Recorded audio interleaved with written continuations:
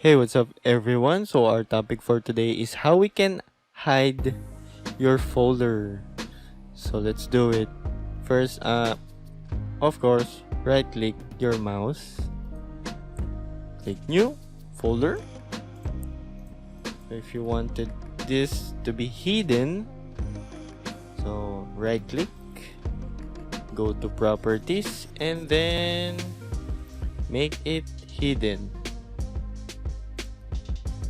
And click apply. So this folder will be hidden.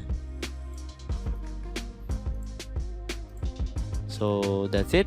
Thank you for watching and don't forget to subscribe.